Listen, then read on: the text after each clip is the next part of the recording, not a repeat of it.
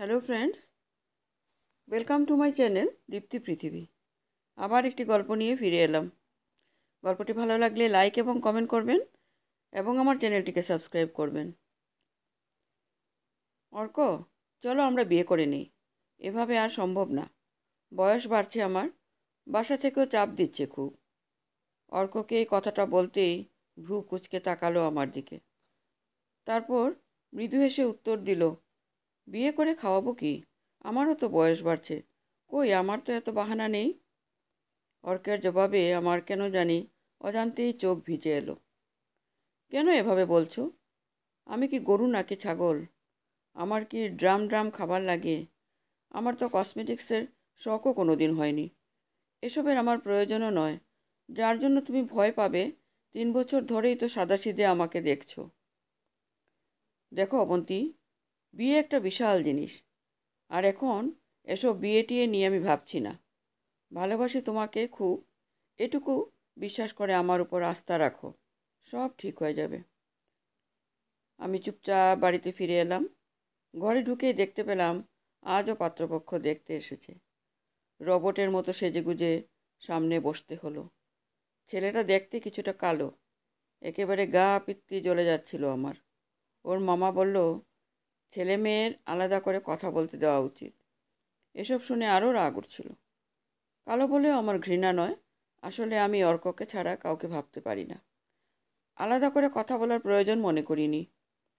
আমার মাকে বললাম, আমার মাথা ঘুরছে, কথা বলতে পারবো না। সেদিনের মতো ওরা চলে গেল। এরপর প্রায় 2 দিন হতে চলল, অর্কের সাথে আমি কোনোভাবেই আর যোগাযোগ করতে পারছি না। ফোন বন্ধ, ওর কোনো পরিচিত ফ্রেন্ডের নাম্বারও আমার কাছে নেই। আমি পাগলের মতো হয়ে গেলাম। কাঁদতে কাঁদতে চোখ ফুলিয়ে ফেলেছি। মা হয়তো কিছুটা টের পেয়েছিলেন। আমার মন ভালো করার জন্য হাতে একটা পত্রিকা দিয়ে গেলেন। রবিবারের পত্রিকায় চাকরির খবর এলে আমি সেগুলো যত্ন সহকারে পড়ি। আজও তার ব্যতিক্রম নয়।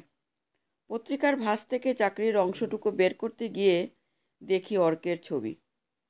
বড় বড় হেডলাইনে লেখা আছে, এসআই এর মেয়ের সাথে পালিয়ে বিয়ে করল অর্ক নামের একটি ছেলে। আমি চিৎকার দিয়ে কেঁদে উঠলাম। পুরো পরিবার জেনে গেল আমি অর্ক নামের কাউকে ভালোবাসতাম। ঠিক ওই সময় আমাদের ঘরে প্রবেশ করে সেই ছেলেটা, যার সাথে আমার বিয়ের কথা চলছে। আমি বুঝে গেছি এর মধ্যে সে সব কিছুই জেনে গেছে এবং আমাদের বিয়েটা হচ্ছে না। এসব নিয়ে আমার বিন্দুমাত্র মাথা ব্যথা নেই। ওই দিন জানতে পারলাম ওর নাম আবির।